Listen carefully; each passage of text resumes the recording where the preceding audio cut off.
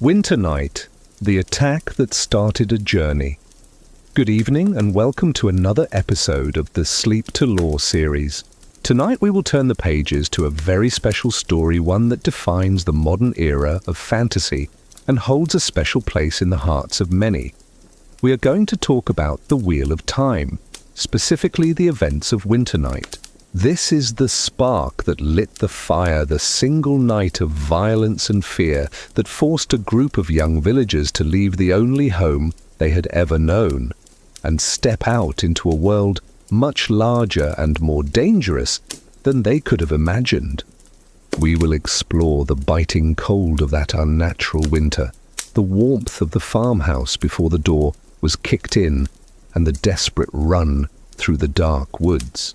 If you enjoy these long-form stories and want to support the channel, please consider subscribing or leaving a comment, as it truly helps us grow. Before we begin, I have a very simple question for you to answer in the comments section. If you saw a stranger watching you from the edge of the woods, would you tell someone immediately, or would you keep it to yourself, hoping it was just your imagination? Let me know your answer down below. Now settle in, close your eyes, and let the wind of the two rivers carry us back to the beginning. Chapter 1. The Calm Before the Storm. The story begins not with fire or swords, but with the wind.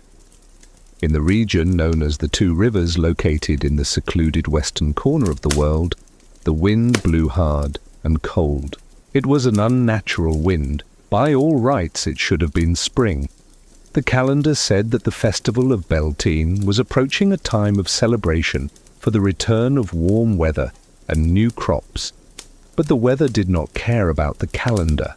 The frost still clung stubbornly to the ground, and the trees in the westward stood bare and skeletal against a grey sky that seemed to press down on the world like a heavy woolen blanket.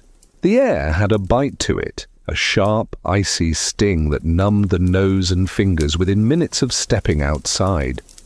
On the Quarry Road, a narrow track of packed dirt and stone that wound through the trees, two figures walked beside a cart. The cart was pulled by a shaggy mare named Bella, who plodded along with her head down, resigned to the cold. The man leading the horse was Tam Al-Thor. He was a steady man, solid and unshakable, with a face that did not give away his thoughts easily. Walking beside him was his son Rand.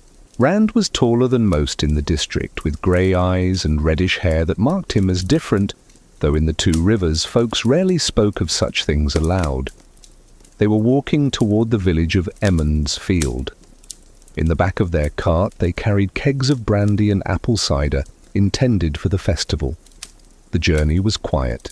The only sounds were the crunch of their boots on the frozen earth, the rhythmic clop of Bella's hooves, and the relentless whistling of the wind through the naked branches of the oak and leather-leaf trees. It was a silence born of familiarity. Father and son did not need to fill the air with idle chatter. They worked well together, moving in a rhythm established over years of farm life. But today the silence felt heavier than usual. The cold seemed to seep into their very bones, making every step feel like a labor. Rand pulled his cloak tighter around himself. It was a good, heavy cloak made of thick wool woven by the women of the district, but the wind seemed to find every small gap and opening. He looked at his father. Tam walked with an easy stride, his back straight, ignoring the wind, as if it were merely a nuisance rather than a threat. Rand envied that steadiness. He felt a strange unease in his stomach that had nothing to do with the temperature. It was a feeling of being watched, a prickling on the back of his neck that made him want to look over his shoulder. The woods on either side of the road were dense. Shadows stretched long and deep between the trunks. In the Two Rivers, the forest was a source of life, providing wood and game, but today it felt hostile. Rand scanned the tree line. He told himself he was being foolish. There was nothing in the woods but squirrels, and perhaps a hungry wolf, though wolves rarely came this close to the road during the day.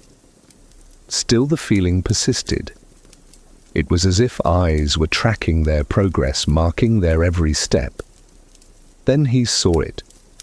Or he thought he saw it. Up ahead, where the road curved around a rocky outcrop, a figure sat on a horse at the edge of the trees. The rider was cloaked entirely in black.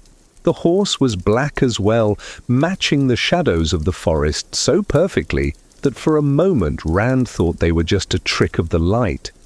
Rand blinked and looked harder. The rider was motionless. He sat as still as a stone statue, but the most terrifying detail was the cloak. The wind was whipping down the road, tossing the branches of the trees and tugging at Rand's own clothes.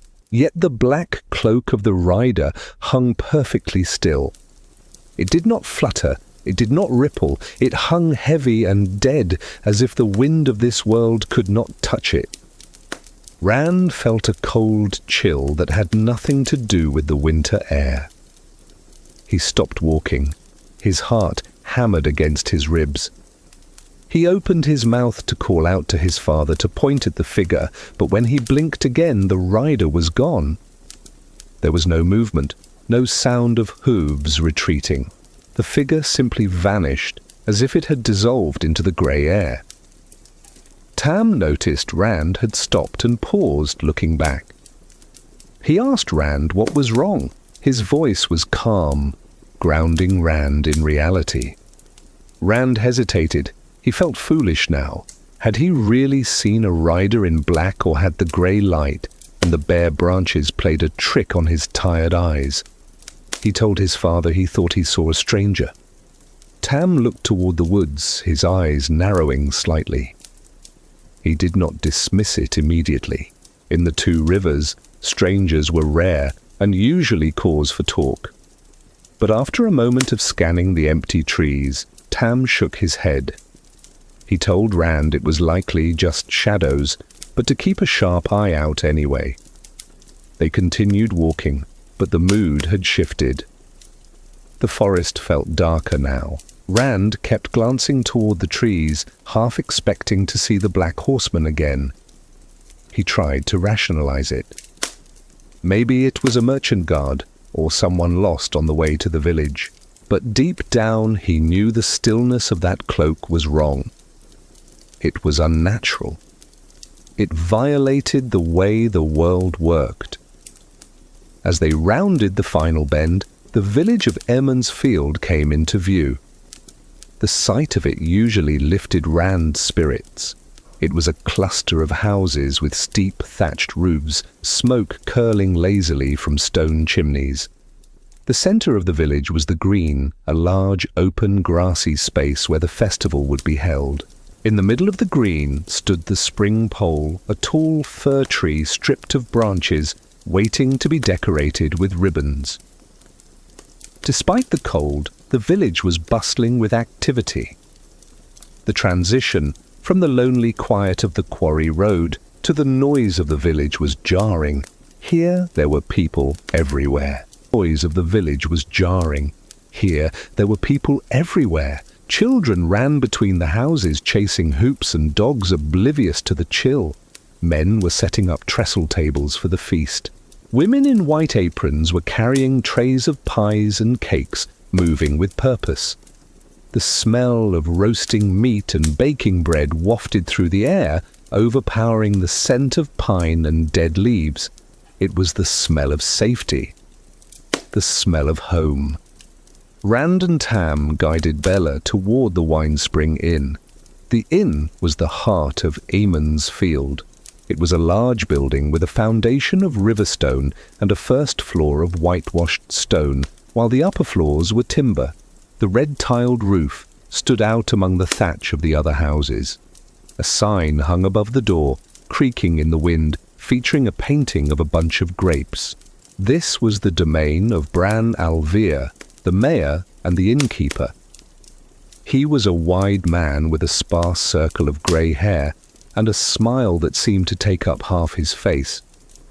He came out to meet them, wiping his hands on his apron. He greeted Tam warmly, his voice booming over the noise of the village. He slapped Tam on the shoulder and nodded to Rand. The relationship between the villagers was close-knit. Everyone knew everyone else. They knew each other's parents and grandparents. They knew who was feuding with whom and who was courting whom. There were no secrets in the two rivers, or so they thought. While Tam and Bran discussed the price of the brandy and the placement of the casks, Rand took the opportunity to look around. The feeling of the Black Rider was beginning to fade, replaced by the familiar comforts of the village. He saw his friends. Matt Cawthon was there, crouching behind a stack of barrels, likely hiding from work. Matt was slender, with a mischievous glint in his brown eyes that always signaled trouble. He was the kind of person who would let a badger loose on the green just to see what would happen. Then there was Perrin Aybara. He was working near the blacksmith's forge. Perrin was bigger than Rand Stockier, with thick arms and curly hair. He moved slowly and carefully, as if he were afraid he might break something if he moved too fast. He was gentle by nature, a sharp contrast to Matt's chaotic energy. Rand made his way over to them.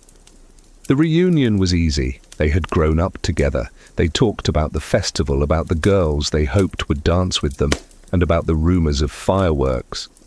Fireworks were a legend in the Two Rivers, something they had heard about but rarely seen.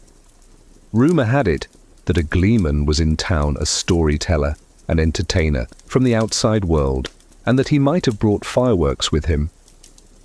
But beneath the banter there was tension. Matt mentioned seeing a stranger too. He spoke in a hushed voice, looking around to make sure no one was listening. He described a rider in a black cloak watching him from a ridge near his family's farm. He said the rider just sat there staring. Perrin nodded slowly, admitting he had seen something similar near the water. A rider who did not move. A rider who felt like hate made manifest. The realization hit the three boys at the same time. They had all seen him. It wasn't a trick of the light. It wasn't an overactive imagination. There was a stranger stalking the edges of their lives, watching them specifically. A cold knot of fear tightened in Rand's stomach. Why would anyone watch them? They were just farm boys. They knew nothing of the world outside the Two Rivers. They herded sheep and harvested tobacco. They were nobodies. Before they could dwell on it further, the atmosphere in the village shifted. A wagon rolled into the square, driven by a man named Padan Fain. He was a peddler who came to the Two Rivers every year, bringing pots, pans, needles, and news from the outside world. Usually his arrival was a cause for celebration. People would crowd around, eager to hear about the great cities and the wars of kings. But today, Fain looked rattled. His face was pale, and his eyes darted around nervously. He climbed down from his wagon, but he did not have his usual swagger. He spoke to the mayor and the village council, his voice high and frantic. The boys drifted closer, trying to hear. Fain was talking about war. He spoke of a false dragon, a man who could channel the one power who had risen up and was conquering nations. He spoke of armies on the march and chaos in the distant lands. To the people of Emond's Field, this sounded like a story from another age. The dragon was a figure of legend, a breaker of the world. The idea that a man could channel the magic that was meant only for women was terrifying. It was said that men who channeled would go mad and destroy everything around them. The villagers muttered among themselves, making signs to ward off evil. War and false dragons were problems for the great kingdoms, not for the quiet Two Rivers. They felt insulated by their mountains and their forests. Yet the unease in the air deepened. First, the Black Rider, now news of war. It felt as if the outside world was encroaching on their sanctuary, pushing against the boundaries of their isolation. Rand looked away from the peddler and saw something that made him forget about wars and false dragons for a moment. Walking across the green was a woman who did not belong. She was small and slender, with dark hair falling in loose curls. Her dress was made of blue silk of a cut and quality never seen in the village. It shimmered even in the dull light. But it was her face that held Rand's attention. It was a beautiful face, but it was impossible to tell her age. At one moment she looked like a young woman in the bloom of youth, and in the next she seemed older, wiser, with eyes that had seen centuries pass. She carried a wooden staff and wore a gold ring on her finger in the shape of a serpent eating its own tail. Beside her walked a man who was clearly her companion or guard. He was tall and hard-faced with long hair held back by a leather cord called a hadori. He wore a cloak that seemed to shift in colour, blending in with the background greens and greys, making him hard to focus on. This was Moiraine Damodred and her warder Lan Mandragoran, though Rand did not know their names yet. He only knew that they were Aes Sedai. The realization was a shock. Aes Sedai were women who could wield the one power. In the stories, they were powerful and dangerous, pulling the strings of queens and kings. Some people in the Two Rivers thought they were dark friends, servants of the Dark One, while others simply feared them. Moiraine stopped near the boys. She looked at them, and for a second Rand felt that same prickling sensation he had felt on the road. Her eyes were dark and deep.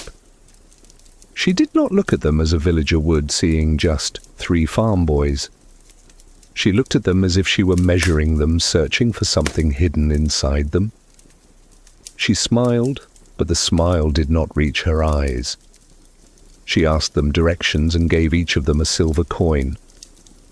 The coin felt heavy in Rand's hand. It was more money than he had ever held at one time. As she walked away, the boys stared. Matt was excited by the coin, already planning what he could buy. Perrin was wary, turning the coin over in his thick fingers. Rand just felt cold. The arrival of an Aes Sedai in their remote village at the same time as the Black Rider and the rumours of war could not be a coincidence. The pieces were moving on a board he could not see, and he felt like a pawn standing in the path of a coming storm. The afternoon wore on. The sun began to dip below the mountains, casting long purple shadows across the green. The cold intensified. The wind picked up, howling around the corners of the inn. Inside the Wine Spring Inn, the common room was packed. A fire roared in the great stone hearth, fighting back the chill. The air was thick with tobacco smoke and the smell of ale. In the corner of the room sat the gleeman Tom Merrilin. He was an older man with white hair and long drooping moustaches. He wore a cloak made of hundreds of patches of different colours, which fluttered as he moved. He was telling stories, playing a flute and juggling coloured balls. His voice was rich and captivating. He told tales of the age of legends of heroes who fought monsters and saved the world. The villagers listened with rapt attention, forgetting their fears for a moment. Rand sat with his father near the fire. Tam was nursing a mug of ale, talking quietly with the other men of the village council. They were discussing the stranger. It turned out others had seen him too. A shepherd had seen a black horseman watching the flocks. A farmer had seen him near the bridge. The council was worried. They decided they would set a watch that night. Men with bows and spears would patrol the perimeter of the village. It was a precaution, but it made the danger feel real. As evening approached, Tam stood up. It was time to go back to the farm. They could not stay in the village overnight, as there were chores to be done back home. Rand felt a pang of reluctance. The village was bright and full of people. The farm was miles away, alone in the dark woods, but he nodded and followed his father out into the cold. The journey back was different than the journey in. Night had fallen. The moon was hidden behind thick clouds, leaving the road in pitch blackness. Tam lit a lantern and hung it on the side of the cart. The pool of yellow light illuminated only a few feet of the road ahead, swinging back and forth with the motion of the cart.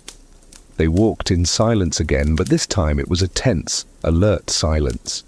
Rand had his bow strung and carried it in his hand. Tam had his spear, using it as a walking stick, but holding it ready. Every snap of a twig in the forest sounded like a thunderclap. Every rustle of dry leaves sounded like a footstep. Rand kept thinking about the Black Rider. Was he out there in the dark, just beyond the circle of lantern light? Was he watching them right now? The woods felt crowded. The darkness seemed to press against them, trying to extinguish their small light. They reached the farmhouse without incident, but the relief was short-lived. The house stood dark and silent. It was a sturdy building made of timber and stone, built to withstand the harsh winters. But tonight, it looked fragile. Tam unlocked the door, and they went inside. They lit the lamps and the fire in the hearth, banishing the shadows. The routine of the evening began. They made tea and heated up a stew. They sat at the kitchen table, eating in the warmth. For a moment, it felt like a normal night. The sturdy walls of the house made the fears of the day seem distant. They were safe here. This was their home. Nothing bad ever happened in the Two Rivers. Rand went to his room to prepare for bed. He looked out the window one last time. The farmyard was empty. The barn was a dark shape against the darker trees. The wind howled around the eaves, shaking the window pane. He tried to tell himself that the rider was gone, that the Aes Sedai was just passing through. He tried to convince himself that tomorrow would be a day of celebration, of Beltane and joy.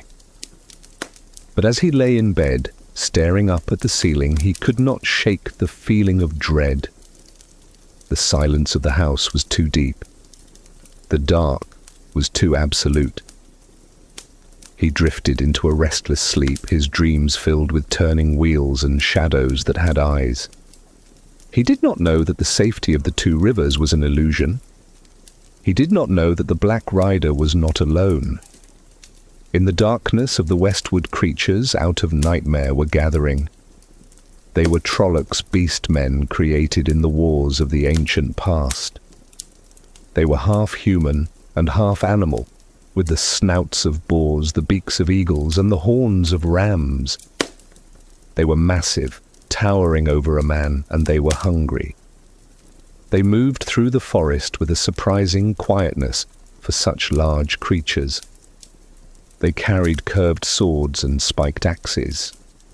They were led by Myrddraal the Fades, the eyeless ones who commanded the shadows themselves. The Myrddraal were the Black Riders. They were the commanders of the Dark One's armies, and they had a scent. They had caught the scent of their prey. The target was not the village at large. The target was specific. They were hunting for 3 boys who lived in the district. 3 boys who unknowingly held the threads of destiny in their hands. And one of those boys was sleeping just a few hundred yards away behind the walls of the farmhouse. The attack would not be a battle, it would be a slaughter. The Trollocs did not come to conquer, they came to kill and capture. They surrounded the farm, moving into position. The wind covered the sound of their approach. The darkness hid their forms. Inside the house, Tam woke up. He had heard something, a sound that did not belong, the snap of a heavy branch, the scuff of a heavy boot on stone. He sat up in bed, his hand reaching for the sword he kept hidden in a chest beneath his bed, a sword with a heron mark on the blade, a sword that proved he was a blade master, a warrior of the highest skill, though he had not touched it in years. Rand woke up too. He heard the front door splinter. It was a loud crashing sound of wood snapping and hinges screaming. The cold night air rushed into the house, carrying with it a smell that would haunt Rand for the rest of his life. It was a smell of rancid meat, of unwashed fur, and of old, dried blood. Winternight had begun. The calm was over.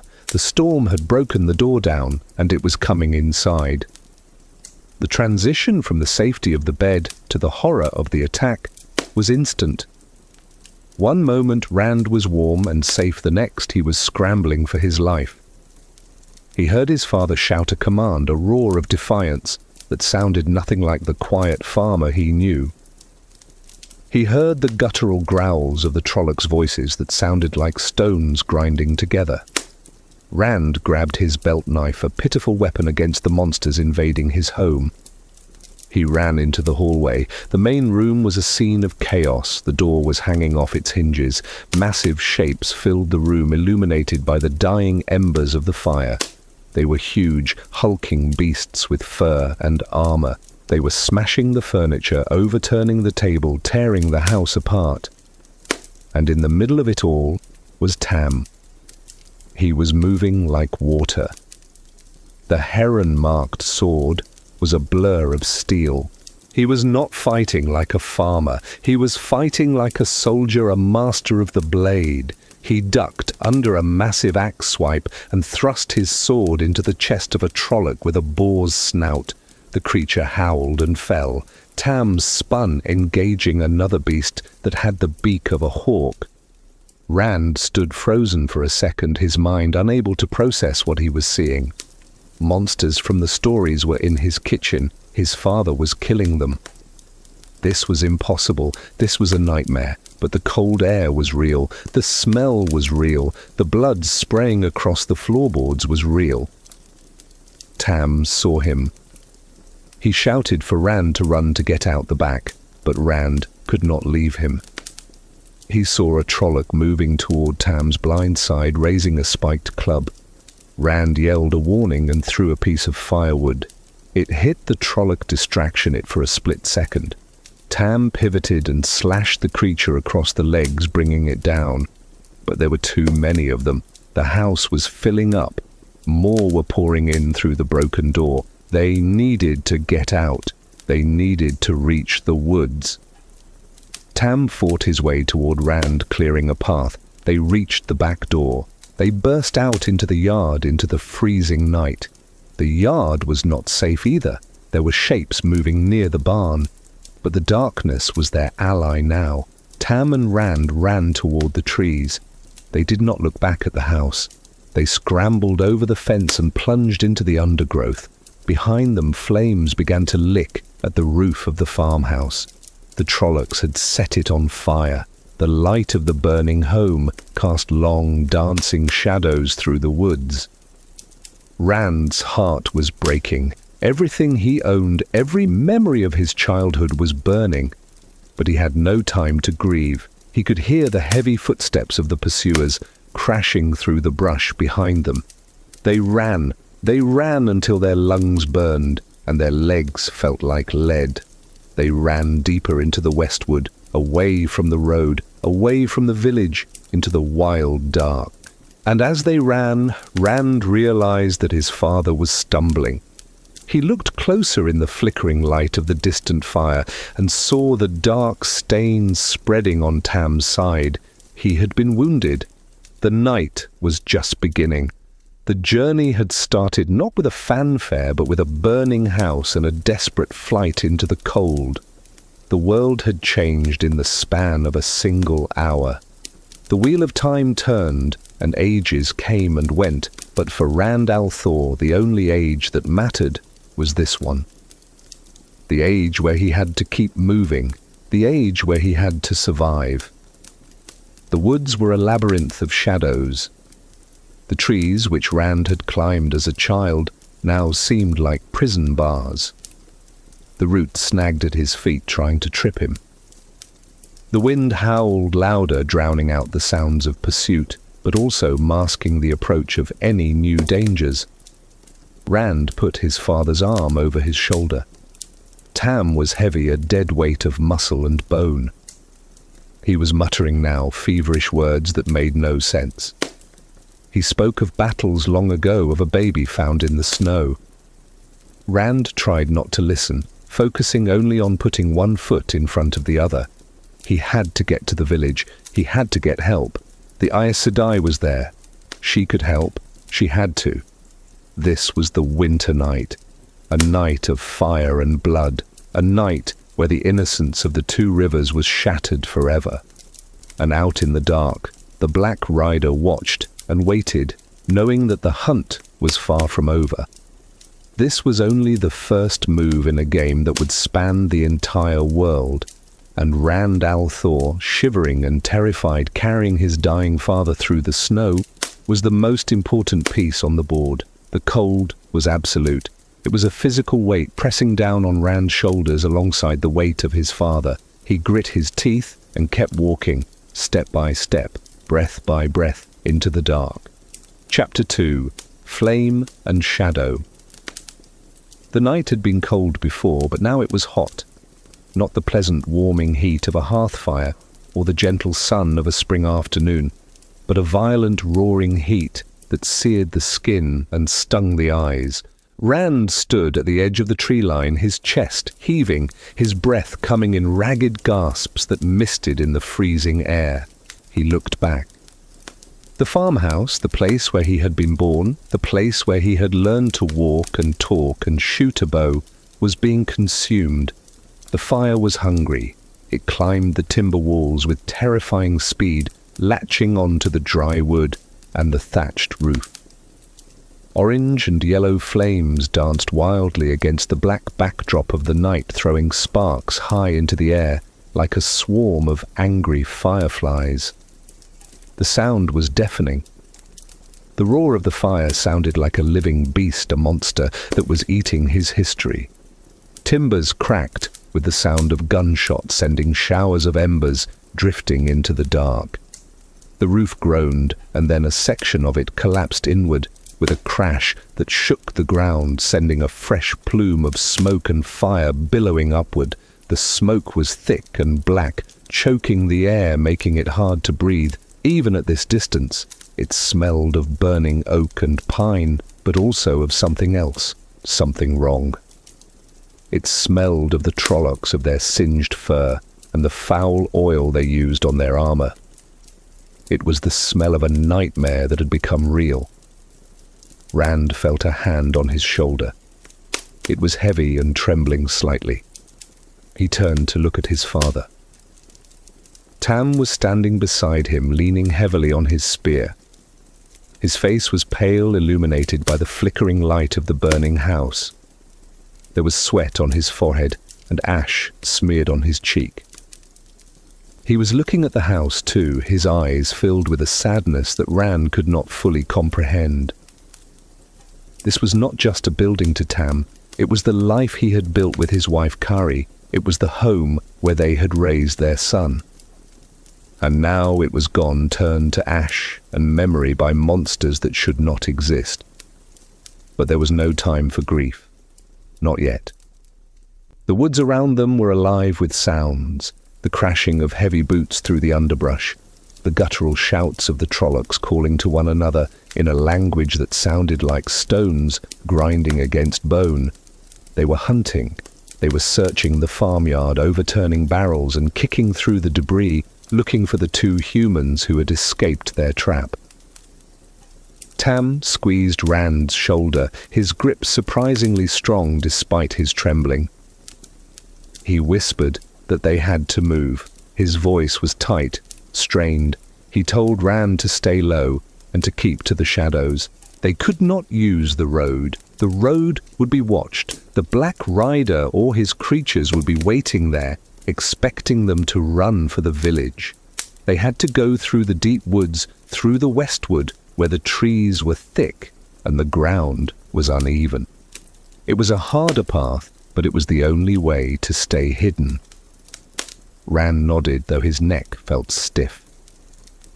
He turned away from the fire, away from the light, and looked into the forest. It was like looking into a solid wall of black ink. The westwood was old. The trees here were massive, ancient oaks and towering leather leaves, their branches tangled together overhead to block out the sky. Even in the day, the Westwood could be dark and imposing. At night, it was a labyrinth. They stepped into the darkness. Immediately, the heat of the fire vanished, replaced by the biting chill of the winter night wind. It cut through Rand's cloak as if he were wearing nothing but a linen shirt. He shivered his teeth, chattering involuntarily. He clenched his jaw, trying to be quiet, trying to be brave.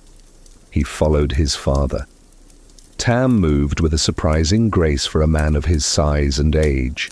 He picked his way through the roots and the rocks, placing his feet carefully to avoid snapping twigs. He was using the skills of a woodsman's skills he had taught Rand over a lifetime of hunting trips, but tonight those skills were being used for survival. They moved slowly, painfully slowly. Every few steps they had to stop and listen. They would freeze, standing perfectly still, holding their breath, straining to hear over the wind. Sometimes they heard nothing but the rustle of dry leaves and the creaking of branches. Other times they heard the sounds of the pursuit, a branch breaking nearby, a snort of breath from a massive set of lungs. The Trollocs were close. They were fanning out, sweeping the woods. Rand felt a terror so pure and cold it felt like ice water in his veins. He gripped his belt knife, his knuckles white. It was a small knife, a tool for skinning rabbits or cutting rope. Against the massive swords and axes of the Trollocs, it was a toy. He felt defenseless. He wished he had his bow. He had left it in his room in the panic. A foolish mistake, a mistake that might get them killed. He cursed himself silently. He should have been faster. He should have been smarter. They reached a small ravine, a narrow cut in the earth where a stream usually flowed in the spring. Now it was dry, filled with dead leaves and drifted snow. Tam signaled for them to go down. They slid down the muddy bank, the cold earth soaking through their trousers. At the bottom, they huddled against the bank under the overhang of the roots of a great oak tree. It was a hiding spot, a small pocket of shadow where they could rest for a moment and let the pursuers pass. Rand looked at his father closely for the first time since they had left the light of the fire. In the gloom, he could see that Tam was not just tired, he was hurt. He was leaning back against the dirt bank, his breathing shallow and fast. His hand was pressed against his side, and dark liquid was seeping between his fingers. Rand gasped. He reached out his hand, hovering over the wound. He asked his father if he was hit. Tam grunted a sound of pain and frustration. He tried to wave it away, to say it was nothing, just a scratch. But Rand could smell it. It wasn't the metallic smell of clean blood. It was a sharp, acidic smell like sulfur and rotten meat. It was the smell of the Trolloc blades. Rand pulled Tam's hand away gently. The wound was a gash in his side, not deep enough to be immediately fatal, but ugly. The edges of the cut were blackened, as if burned, and the blood that oozed from it was dark and sluggish. Steam rose from the wound, curling into the cold air. It was poisoned. Rand knew it instantly. The stories said that Trolloc weapons were tainted, that a scratch from them could fester and kill a man in hours if not treated by a healer. Panic flared in Rand's chest. He looked around the dark woods helplessly. They were miles from the village, miles from Moiraine the Aes Sedai, who might be able to help. Tam needed help now. He needed hot water and bandages and poultices. He needed a bed, but all they had was the frozen ground and the dark. Tam opened his eyes. They were glassy bright with the beginnings of fever. He told Rand to leave him. He said he would only slow him down. He said the Trollocs were hunting for the boys for Rand and his friends, though he didn't know why. He told Rand to run, to get to the village and warn the others. Rand shook his head violently. Tears stung his eyes, hot and angry. He refused. He told his father he would not leave him. He would never leave him. He grabbed Tam's arm and pulled him up. Tam groaned, his legs buckling, but Rand caught him. Rand was young and strong, built from years of hauling hay and chopping wood. He put his father's arm over his shoulders and wrapped his own arm around Tam's waist, gripping the wool of his coat. They climbed out of the ravine. It was a struggle. The bank was slippery with frost. Rand dug his boots into the earth, grunting with effort, hauling his father's weight up the slope. When they reached the top, the wind hit them again, harder than before. It howled through the trees, a mournful sound that seemed to mock them. They began to walk. This was the long march, the journey that would define Rand's endurance. The woods stretched out before them, endless and identical. Tree after tree, shadow after shadow. There were no landmarks in the dark, no stars to guide them. Rand had to rely on his instinct, on the internal compass that growing up in the two rivers had given him. He knew the general direction of the village to the east. He just had to keep moving east. The physical toll was immediate. Tam was a big man, solid and heavy. His weight pressed down on Rand's shoulder, grinding against the bone. Rand had to adjust his stride, taking shorter, choppier steps to keep his balance. The snow on the ground was patchy, sometimes ankle-deep, sometimes just a dusting of frost on slick mud. Every step was a gamble. A slip could mean a twisted ankle or a fall that would leave them vulnerable to the hunters behind them. Step, drag, step, drag. The rhythm became the only thing in Rand's mind. He focused on his boots. He watched the toe of his boot kick through a drift of dead leaves. He watched it land on a patch of grey moss. He listened to the sound of Tam's breathing right beside his ear. It was ragged, a wet, rasping sound that terrified him. As they walked, the adrenaline of the attack began to fade, leaving behind a crushing exhaustion. Rand's muscles burned. His legs felt like lead weights. The cold seeped through his cloak, numbing his fingers and toes. He tried to wiggle his toes in his boots to keep the blood flowing, but he couldn't feel them. He wondered if he would lose them to the frost. It didn't matter. He just had to keep walking. Time lost its meaning. It felt like they had been walking for days, for years. The night was a bubble that they were trapped in. Rand's mind began to wander. He thought about the kitchen at home. He thought about the tea kettle whistling on the stove. He thought about the rug in front of the fireplace where he used to lie and read books. He tried to hold on to those images, to use them as a shield against the cold and the fear. But the images were slippery. They kept dissolving, replaced by the image of the burning roof and the beast-men with boars' snouts. Then Tam began to speak. At first, it was just a mumble, a low groaning sound deep in his throat. Rand shushed him gently, telling him to save his strength. But the fever was taking hold. The poison from the blade was working its way through Tam's blood, burning him up from the inside. He wasn't in the Westwood anymore. In his mind he was somewhere else, somewhere far away and long ago. He spoke a name. Carrie. Rand's heart skipped a beat. Carrie was his mother. She had died when Rand was very young, a toddler. He had no real memories of her, only the stories Tam had told him. She was a gentle woman with a smile that could light up a room. Tam rarely spoke of her, it hurt him too much. But now he was calling out to her, as if she were walking right beside them.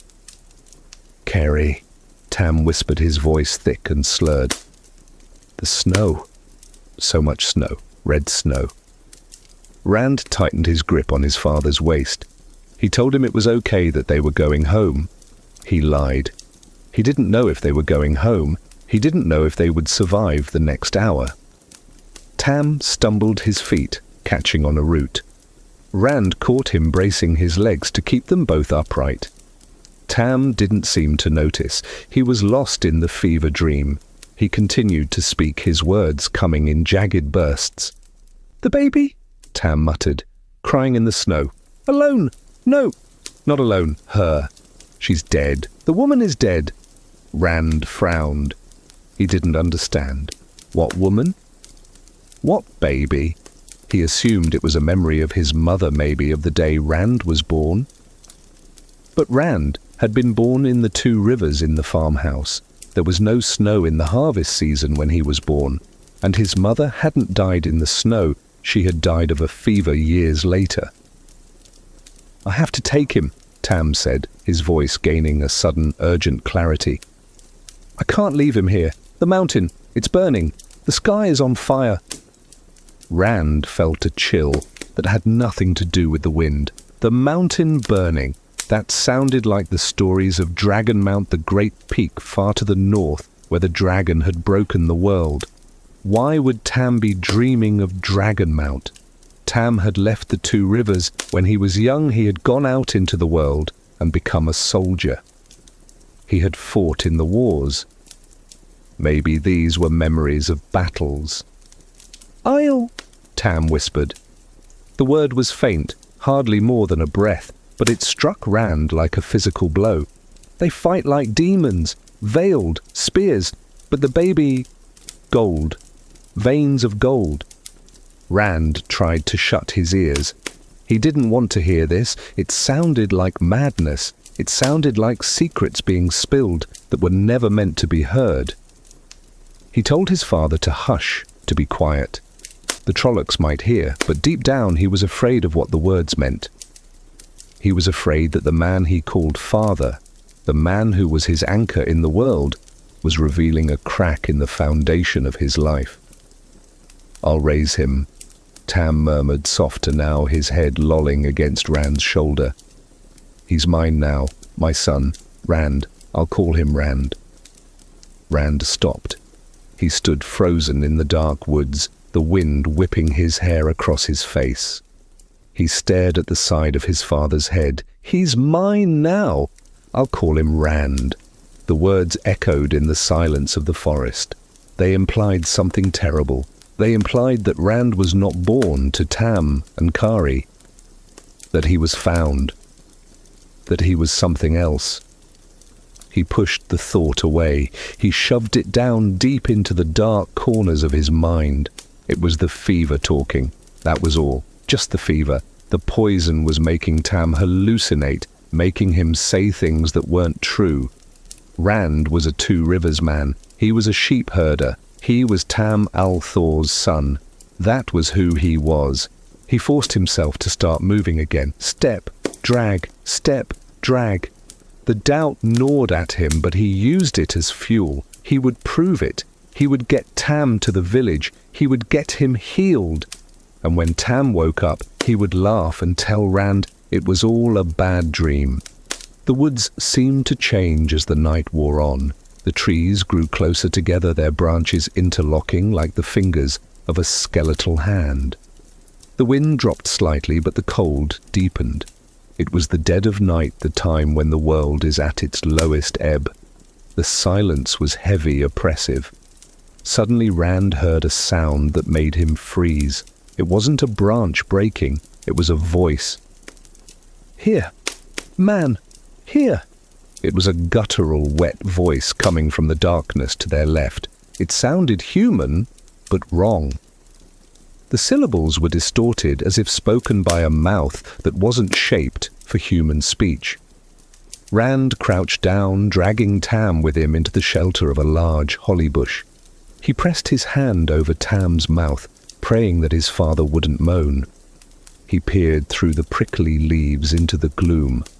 A shape moved in the trees about 50 yards away. It was a Trolloc.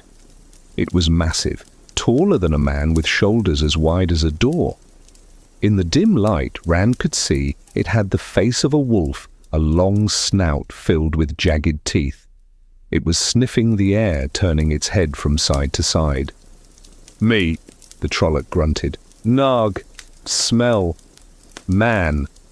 Rand held his breath until his lungs burned. This was Nag, one of the monsters, and it could speak. That was a horror Rand hadn't expected. The stories said Trollocs were just beasts, dumb animals made to kill. But this one had a name. It had intelligence. It was hunting them not by instinct alone, but with intent. The Trolloc took a step toward their hiding spot. It held a sword in one hand, a jagged blade of black metal. It swiped at a sapling, severing the trunk with a casual flick of its wrist. It was testing the brush, looking for resistance. Rand's hand drifted to his belt knife again. It felt pitifully light. If the Trolloc found them, they were dead. Tam couldn't fight. Rand couldn't fight a monster like that. They would be butchered in the snow. He looked around desperately for a distraction. There was a loose stone near his foot. Slowly, moving with infinite care, he picked it up. He waited until the Trolloc turned its head slightly away. Then he threw the stone as hard as he could back the way they had come. The stone hit a tree trunk with a sharp crack. The Trolloc spun around, its wolf ears twitching. It let out a low growl and moved toward the sound, its heavy boots crunching in the snow. It moved with surprising speed, disappearing into the shadows in the direction of the noise. Rand didn't wait. He hauled Tam up again, ignoring the protest of his own screaming muscles. They moved faster now, driven by the proximity of death. They changed direction, heading deeper into a thicket of brambles. The thorns tore at Rand's clothes and scratched his face, but he didn't care. The pain was a distraction from the fear. They walked for what felt like hours more. The darkness began to thin ever so slightly. The grey lift of dawn was still far off, but the absolute pitch black of midnight was fading into a charcoal gloom. They reached the edge of the westwood. The trees thinned out, giving way to open fields. Rand recognized where they were. They were near the North Road, just a few miles from the village. But the open ground was dangerous. Out here, they would be visible against the snow. He stuck to the verge, keeping the tree line within reach. Tam had gone silent. His weight was heavier now, a dead weight. Rand stopped to check on him. Tam's skin was burning hot to the touch, dry and papery. His breathing was shallow, rapid puffs of mist. He was unconscious. The fever had gone deep. "Hold on," Rand whispered, his voice cracking. "Just a little further. Please, Dad, just hold on." He adjusted his grip, hoisting Tam higher on his back. He bent forward, using his own body as a lever to carry the weight. He was functioning on reserve energy now, on the stubborn refusal to give up. That was the hallmark of the Two Rivers people. They were stubborn. They were mule-headed. They did not lay down and die just because things were hard. The road ahead was empty. The wind blew snow across the packed dirt in serpentine patterns. Rand stepped onto the road. It felt exposed, like walking on a tightrope. He kept looking back, expecting to see the Black Rider or the wolf-faced Trolloc charging out of the trees. But there was nothing. Just the wind and the grey road. He focused on the horizon. In the distance he could see a faint glow. It wasn't the sun. It was the lights of Emond's field. Lanterns, fires. The village was awake. They would have sent out patrols. They would be looking for survivors. Hope surged in Rand's chest, a hot spark in the cold ash of his exhaustion. He picked up the pace. His legs screamed in protest. His back felt like it was breaking, but he forced himself into a jog, a stumbling, lurching run. "We made it!" he rasped. "We're almost there!" But as he got closer, the hope turned into a new kind of dread. The glow from the village wasn't just lanterns, it was smoke. A lot of smoke. He could see the dark shapes of the houses, and rising from them were plumes of black smoke that matched the one from his own farm. The village had been attacked too. Rand stopped, stumbling to a halt. He stared at the village. He had thought he was running to safety. He had thought the Aes Sedai and the warder and the men of the village would be there waiting to help. But if the village was burning, was anyone left? Was there any help to be found? He looked at Tam. His father's head was slumped forward, his chin on his chest. He looked like a corpse. Rand gritted his teeth. He couldn't stop. Even if the village was gone, he had to go there. He had nowhere else to go. He had to find the wisdom. Nynaeve. She was the village healer. She could fix this if she was alive. He started walking again. The last mile was the hardest. Every step was a battle against gravity, against the desire to just lie down in the snow and sleep. The cold was a siren song lulling him, calling him to rest. Just for a minute, it whispered. Just close your eyes. No, Rand said aloud, his voice harsh and angry. No. He dragged his feet. 1, 2, 1, 2. He passed the first outlying houses. They were dark, the windows shattered, the doors hanging open. There were scorch marks on the walls. He saw a cart overturned in a ditch. He saw a spear broken in half lying in the middle of the road.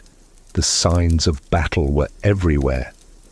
He reached the green, the spring pole. The symbol of the festival had been chopped down. It lay on its side, splintered and broken, but the Wine Spring Inn was still standing. Its stone walls were blackened with soot, and some of the roof tiles were missing, but it stood, and there was light in the windows. Rand staggered toward the door. He didn't have the strength to knock. He just fell against it, his shoulder hitting the wood with a heavy thud. The door opened. Light spilled out, blindingly bright after the hours of darkness. Hands reached out to grab him. Voices shouted. He felt the weight of his father being lifted from his shoulders. "He's hurt," Rand croaked, his voice failing him.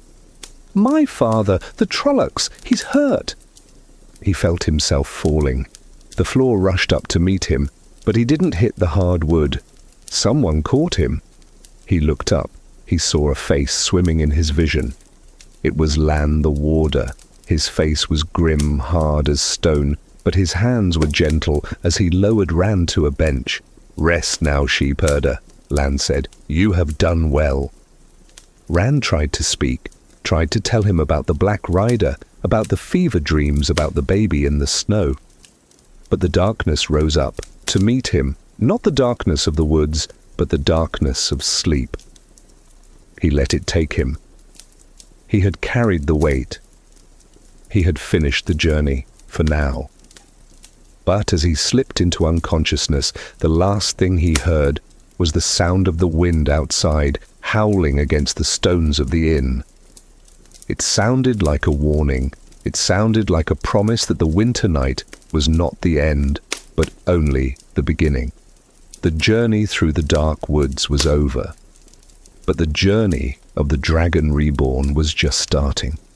The flame had been lit, the shadow had fallen, and the wheel of time turned on, heedless of the lives it wove into the pattern.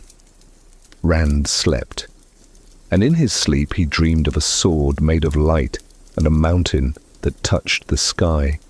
He dreamed of a voice that whispered, "I win again, lose Therin." The sun began to rise over the two rivers. It was a pale, watery sun that gave no heat. It illuminated a land that was changed. The farms were burned. The people were scared. The innocence of the isolated village was shattered like a dropped mirror. The outside world had come in, and it had brought teeth and fire. Inside the inn, the Aes Sedai stood over the body of Tamal Thor. She placed her hands on his chest. The one power glowed around her, a soft white light that pushed back the shadows of the room. She began to weave the flows of spirit and air and water. She was fighting the poison, fighting the taint of the Dark One. Rand slept, unaware that his life had already been severed from the past. He was no longer just a farmer's son. He was a survivor of Winternight, and he was the prey of the shadow. The morning came, cold, grey, and full of silence. The silence of the aftermath, the silence of a world holding its breath, waiting for the next blow to fall. End of Chapter 2. Chapter 3. The blood of Manetheren. Rand woke to the smell of herbs and old wood. For a moment he did not know where he was. He lay on a hard bench wrapped in a blanket that scratched his skin. The light in the room was dim, grey and watery, filtering through the shutters that had been closed against the day. He blinked, trying to clear the grit from his eyes. His body felt like it had been beaten with a club. Every muscle ached. His legs throbbed from the long run through the dark, and his shoulder was stiff where he had carried his father's weight. Memory rushed back to him like a splash of cold water. The farmhouse, the door splintering, the Trollocs, the fire, Tam. Rand sat up too quickly. The room spun. He was in the common room of the Wine Spring Inn, but it did not look like the place of laughter and song he remembered from the day before. The tables had been pushed against the walls. The floor was covered in pallets and blankets.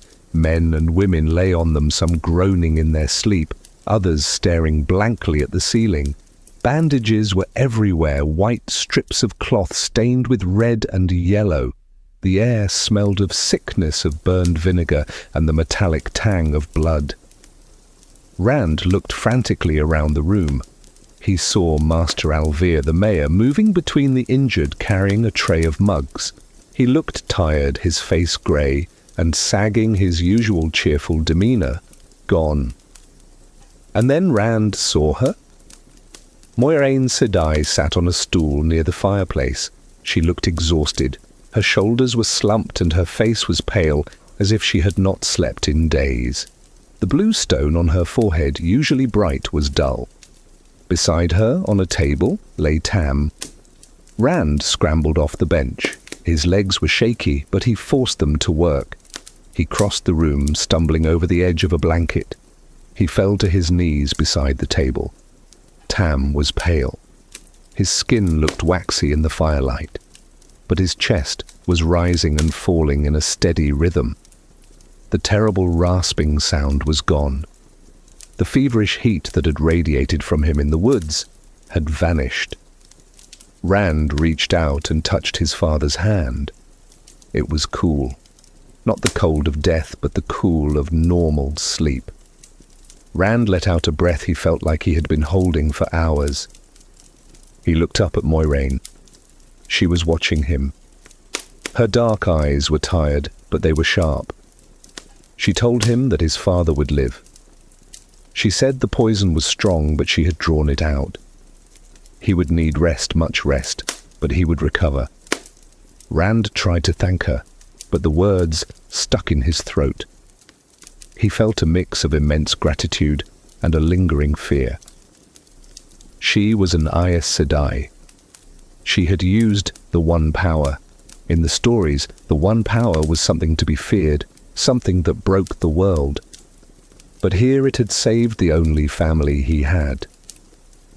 He nodded his head clumsily. Moiraine stood up, smoothing her blue dress. She moved with a slow, deliberate grace. She told Rand to stay with him. She said there were others who needed her help. She moved away, walking toward a man who was moaning in the corner. Rand watched her. He saw the way the villagers looked at her. They did not look at her with gratitude. They looked at her with suspicion. They watched her hands as if she might suddenly strike them down. They whispered when she passed, making signs to ward off evil. Rand turned back to Tam. He looked peaceful. The lines of pain around his eyes had smoothed out. Rand pulled a stool over and sat down. He just watched his father breathe. In, out. In, out. It was the most beautiful thing he had ever seen. The day dragged on. Outside, the wind continued to blow, rattling the window panes. The door opened and closed as people came and went, bringing news. The news was bad. Several farms had been burned. People were missing. The blacksmith's forge had been damaged. The village was in shock. They were a people who had known peace for generations. They did not know how to handle war. As the afternoon wore on, the mood in the inn shifted. The shock was wearing off, and it was being replaced by anger. People needed someone to blame. They couldn't blame the Trollocs because the Trollocs were monsters, beasts from a nightmare. It was easier to blame something they could see, something that was different. A crowd began to gather outside the inn. Rand could hear their voices through the heavy oak door. They were shouting. They were calling for the mayor. They were calling for the Aes Sedai. The door banged open. A group of men marched in. At the front was Ten Bui, the village thatcher. He was a gnarled old man who always had a complaint about something, but today he looked dangerous. His face was red, and he was gripping a pitchfork. Behind him were other men, fathers and husbands, who had lost homes or seen their families hurt. Bran Alvear stepped forward trying to stop them. He told them to be calm, to go home. But Sen pushed past him. He pointed a shaking finger at Moiraine, who was washing her hands in a basin of water.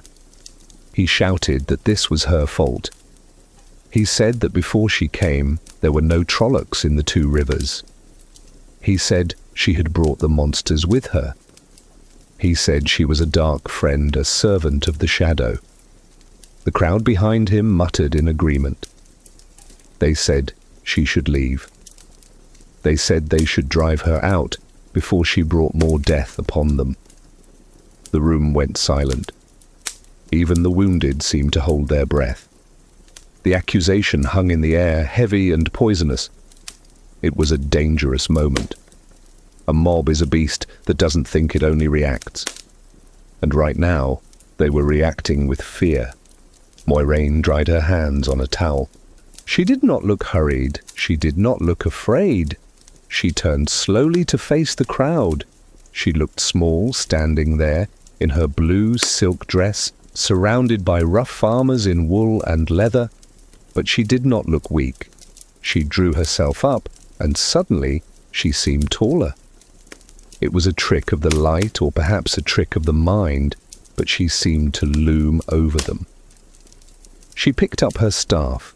The blue stone on her forehead caught the light of the fire and flared. She struck the butt of the staff against the floorboards. The sound was a sharp crack like a whip. She spoke. Her voice was not loud, but it carried to every corner of the room. It was a voice of command, a voice of steel. She asked them if they truly believed that the Dark One needed an Aes Sedai to find them. She asked them if they thought they were so hidden, so safe, that evil could not touch them without help. She stepped forward, and the men at the front of the crowd took a step back involuntarily. Then she began to tell a story. She told them to look at themselves. She told them to look at their stubbornness, their endurance, the way they refused to give up even when the odds were impossible. She asked them where they thought that came from. She told them the history of their land. She spoke of a time 2,000 years ago, a time when the Two Rivers was not a quiet farming district, but the heart of a great nation. A nation called Manetheren, the mountain home. Rand listened mesmerized. The anger in the room evaporated, replaced by the power of her voice. She wasn't just telling a story, she was weaving a spell with words. She spoke of the Trolloc Wars, a time when the armies of the Dark One poured south to destroy civilization. Nation after nation fell, but Manetheren stood. They were the thorn in the Dark One's foot. They were the wall that would not break. Their king was Emond, and their queen was Eldren. They were a people so fierce and so brave that even the Trollocs feared them. She told of the final battle. The forces of the shadow were endless, a sea of monsters flooding the land. The king of Manetheren, Emond, called for help. His allies, the other nations, promised to come. They promised to send armies to stand beside him. So Manetheren held the line. They fought for days. They fought until their swords broke and their shields were shattered. They fought in the rain and the mud. They waited for the help that was promised. They looked to the east, watching for the banners of their allies, but no help came. The allies were afraid. They were jealous of Manetheren's power, or they were simply cowards. They stayed home. They let Manetheren stand alone. But the people of Manetheren did not run. They knew they were doomed. They knew they would die. But they also knew that if they ran, the Trolloc armies would sweep over the rest of the world. They would destroy everything, so they made a choice. They chose to buy time with their lives. Moiraine's voice rose, filling the room with the sounds of that ancient battle. Rand could almost see it, the red eagle banner of Manetheren flying against a dark sky, the King Emond falling, his body pierced by arrows but surrounded by a pile of dead Trollocs. And then she spoke of the Queen, Eldraine. She was an Aes Sedai. She was in the city of Manetheren, high in the mountains, miles away from the battle, but she was linked to her husband, the king. When he died, she felt it. She felt the moment his heart stopped. Her grief was so great, so powerful, that it became a weapon. She reached out with the one power. She did not care about safety. She did not care about limits. She drew more power than a human could hold. She sent fire down from the sky. She burned the Trolloc generals where they stood. She destroyed the armies of the Shadow, but the power was too much. It consumed her. It consumed the city. The beautiful city of Manetheren, with its spires and its gardens, was burned to ash in a single heartbeat. The mountain itself was broken. The people of the two rivers listened, their mouths open, tears standing in the eyes of the women, and even some of the men. They had forgotten this. They had forgotten who they were. They thought they were just simple farmers. But Moiraine told them that the blood of Manetheren ran in their veins. The stubbornness, the courage, the skill with the bow, it was all an inheritance from those ancient heroes. The old blood sings, Moiraine said softly, looking at Sen-Bie. And it sings in you. She told them that they had not been attacked because of her. They had been attacked because the Dark One wanted to stamp out that bloodline. He wanted to finish what he started 2,000 years ago. Silence stretched out in the room. It was a different kind of silence now. It wasn't fearful or angry. It was solemn. It was the silence of a people realizing that they were part of something larger than themselves. Sen-Bie looked at his feet, ashamed. The pitchfork lowered. The mob dispersed, slowly, quietly, turning back into individuals, neighbors, friends. Moiraine slumped slightly, leaning on her staff. The story had taken the last of her strength, but she had won. She had saved the village, not with magic, but with words. Rand sat on his stool, his mind reeling. Manetheren. The story explained so much. It explained why the two rivers folk were so different from the merchants and peddlers who came through. It gave them a dignity they hadn't realized they possessed. But the respite was short. Moiraine beckoned to Rand. She also signaled to Mat and Perrin, who were standing near the back of the room. The three boys approached her. She led them into a small private room at the back of the inn. Lan was there, sharpening his sword. He looked at the boys with a critical eye. Moiraine did not sugarcoat the truth. She told them plainly. The Trollocs had not come for the village. They had not come for the sheep or the cows. They had come for the boys. Specifically for the three of them. Rand, Mat, and Perrin. She explained how she had found traces. She explained the coins she had given them, the silver marks. They were a way to track them, yes, but they also allowed her to sense where they were. And she had sensed the shadow focusing on them. Rand felt the blood drain from his face. It was one thing to be caught in a disaster. It was another thing to be the cause of it. He looked at Mat and Perrin. Mat looked sick, his face pale and sweaty. Perrin looked angry, his hands clenched into fists.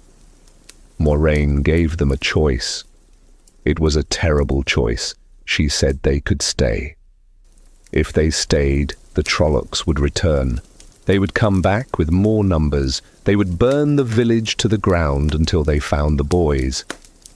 Everyone they knew, Tam, Bran, Alvear, their friends, would die. Or they could leave. They could go with her. If they left, the Trollocs would follow. The village would be safe. The shadow would chase the prey, and the prey was them. There was no real choice. Rand knew it instantly. He looked at the door toward the common room where his father lay sleeping. If staying meant Tam would die, then Rand would leave. He would walk into the mouth of the Dark One himself, if it meant keeping Tam safe. "We will go," Rand said. His voice sounded strange to his own ears. Older. Moiraine nodded. She looked sad. She knew what she was asking. She was asking them to give up their lives, their homes, their innocence. She was asking them to become refugees in a world that wanted to eat them alive. "We leave tonight," she said, "under the cover of darkness. Tell no one. Say your goodbyes silently." The rest of the day was a blur of preparation. Rand had to go back to the ruins of the farmhouse to get his things, but Moiraine forbid it. It was too dangerous. Lan provided them with what they needed: cloaks, blankets, food, horses. Rand sat with Tam for the last hour. He held his father's hand. He wanted to wake him up. He wanted to explain. He wanted to hear Tam's voice one last time, telling him to be careful, but he couldn't. If he woke, Tam would try to stop him. He would try to get out of bed. He would tear his stitches. He would die trying to protect Rand. So Rand sat in silence. He memorized his father's face, the rough skin of his cheeks, the grey in his hair. He memorized the shape of his hands that had taught him to hold a bow and a plough. "I'll come back," Rand whispered. "I promise, I'll come back." He stood up. It was the hardest thing he had ever done. He let go of Tam's hand. He turned his back on his father. He walked out of the room. Outside, the night had fallen. It was Winternight again, or close enough to it. The wind was still cold. The village was quiet. Most people were exhausted, sleeping the sleep of the dead. The group gathered in the stable yard behind the inn. Lan was there, checking the saddle girths on the horses. The horses were nervous, stamping their hooves and snorting. They could smell the tension. Mat and Perrin were there. They looked small in their cloaks. Mat had grabbed a dagger from somewhere, probably the old one he had found. Perrin had an axe, a heavy woodsman's axe, hanging at his belt. They looked like children playing at being soldiers, but their eyes were old. And there was someone else, Egwene. She was standing by a horse, holding the reins. She was the mayor's daughter. She had big dark eyes and her hair was braided. She was stubborn. She had found out they were leaving. She had cornered Rand and demanded to know the truth. And when she found out, she didn't run away. She packed a bag. Moiraine had tried to stop her. Lan had tried to stop her. But Egwene was Two Rivers folk too. She had the blood of Manetheren in her veins, just as much as the boys. She said she was part of this. She said she could feel the wind calling her. And Moiraine, after looking at her closely, after seeing something in her potential, had agreed. And Tom Merrilin the Gleeman was there too. He had his own reasons for leaving. Perhaps he just didn't want to be around when the Trollocs came back, or perhaps he knew that where 3 young men and an Aes Sedai went, there would be stories to tell. They mounted up. Rand climbed onto the back of a roan horse named Cloud. The saddle felt cold and hard. He adjusted his cloak, pulling the hood up over his head. He felt like a thief slipping away in the night. Lan swung into the saddle of his black warhorse Mandab. He looked at them, his face a shadow within a shadow. Quietly, Lan said. "Ride with a loose rein, let the horses pick their path, and do not look back." They rode out. They did not take the main road. They slipped between the houses, keeping to the shadows. They passed the green where the stump of the spring pole stood like a gravestone. They passed the forge where Perrin had been an apprentice only yesterday. They passed the bakery. They reached the edge of the village.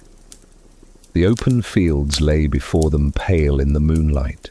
Beyond the fields was the river and the Tarren ferry, the boundary of the two rivers. Crossing that river meant leaving the world they knew. Rand couldn't help it. Despite Lan's warning, he turned in his saddle. He looked back. Emond's field looked small from here. A cluster of dark shapes huddled against the night. A few lights flickered in windows. One of those lights was in the Wine Spring Inn. One of those lights was shining on his father.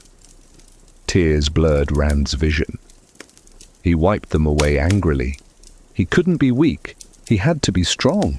He was doing this for them. He was leaving so they could live. He turned back around, facing the dark road ahead. The wind blew into his face, cold and biting. It dried the tears on his cheeks. Moiraine rode beside him for a moment. She didn't speak. She just looked ahead, her eyes fixed on the horizon.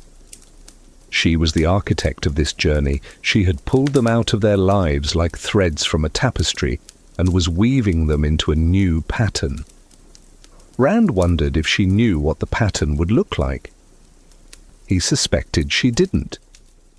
He suspected that even an Aes Sedai was just a passenger on the wheel of time. They rode into the night. The hooves of the horses were muffled by the snow and the soft earth. They moved like ghosts. They left no trace behind them. Behind them, the village slept. The people of Emond's field would wake up in the morning and find them gone. They would find the beds empty. They would find the letters left on pillows. There would be weeping. There would be anger. But there would be life. Rand al'Thor, the shepherd, was gone. In his place was a rider in the dark, carrying a sword he barely knew how to use, running from a shadow he didn't understand. The North Road stretched out before them. It led to Tarren Ferry, and beyond that to the city of Baerlon, and beyond that to the great unknown world. The winter night was over. The journey had begun.